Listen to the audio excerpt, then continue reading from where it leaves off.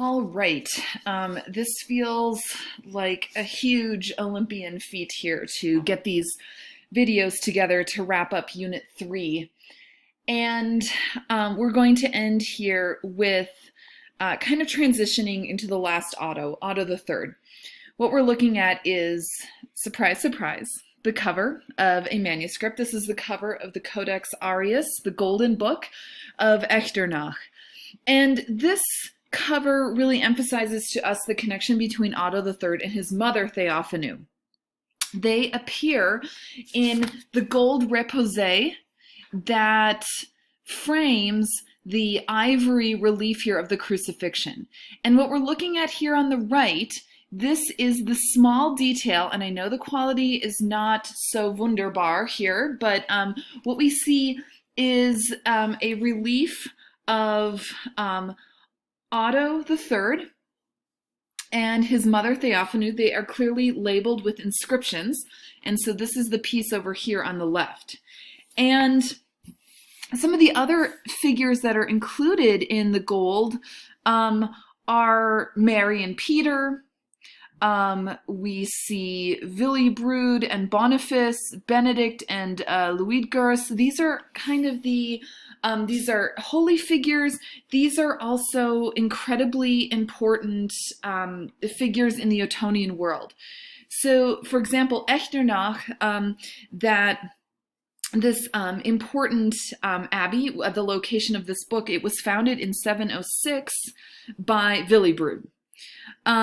The figure, for example, of Luidger and Boniface, they originally brought Christianity to Central Europe. And so Otto III and Theophanu, they actively participate in the veneration of Christ as equals with these huge figures in both the history of European Christianity and the history of this region. They align themselves with the saints who Christianized this region of the empire, asserting their commitment to a Christian rulership. All right. This was one of the themes going back to the early part here of this unit. We talked about the alignment of church and state power, this idea of revitalizing the notion of a Christian Roman Empire that of Charlemagne. And we see that here in probably the most famous of the Ottonian manuscripts. This is the Gospels of Otto III. We're looking at the cover here on the left, and then we're looking at this scene of Otto III enthroned. Here he is. And on the flanking folio here, we see the personifications of his subject territories approaching him with gifts and offerings. Otto holds the orb and the scepter. We've seen images of Christ enthroned with those same accessories. This represents universal authority. And just to briefly skip ahead here, we see that as well in the Luthar Gospels. We see the figure here of Otto III enthroned with the scepter, and that goes back to the Carolingian era Vivian Bible, where we have this kind of we have this image of the emperor in the Carolingian and in the Ottonian examples. Here, the emperor is really taking the place of Christ. He is not Christ's representative, but he really is assuming that role of Christ. It's an even stronger message. And the fact that this folio here from the Gospels of Otto III, it appears right at the beginning of the book. We're looking at folios 23 verso and 24 recto. This replaces where we would see, where we would typically find an image of Christ in majesty, Christ enthroned. So Otto is not Christ-like, he is Christ.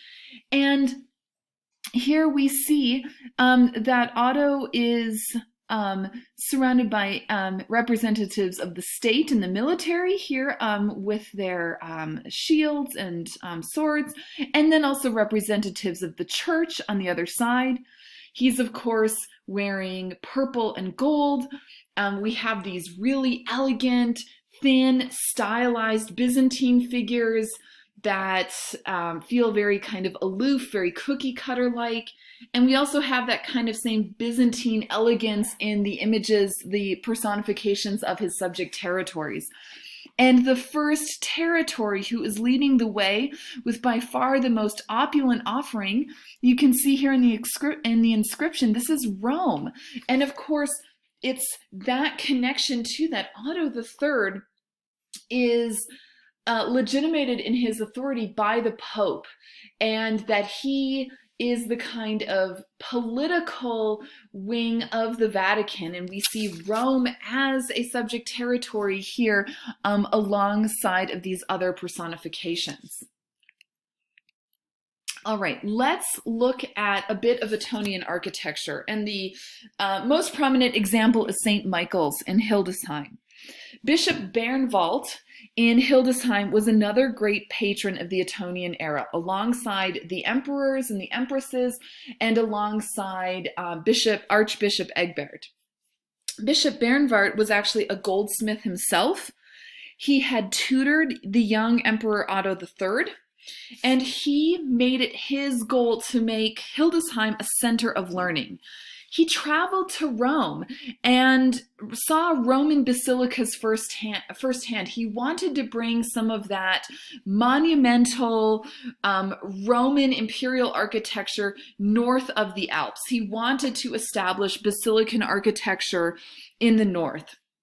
And what we see in the plan of St. Michael's is an elaboration of the basilica. So not just the long basilican hall, but we also have a transept arm and an extended east choir here with this ambulatory. Remember that in the east end, this is where the high altar would sit. And this east end, if we look at the cross section here, it's raised. Underneath is the crypt, and the crypt is an older pre-Ottonian remnant.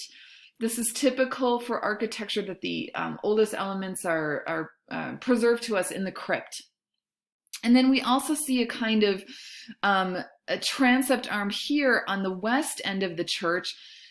And on the outside, we see some of those similar elements to that first Romanesque style we looked at, again, like 18 years ago in our previous lives when we had class in person. Remember that early Romanesque, that first style? It was so blocky and bulky. It was all of these square towers, the turrets. It looks like wooden building blocks put together in these, in this kind of geometrical conception of architecture. One of the other elements of St. Michael's in Hildesheim are these amazing cast bronze doors. This was also part of Bernwald's program to introduce not just monumental architecture, but also to introduce large-scale bronze casting to the north.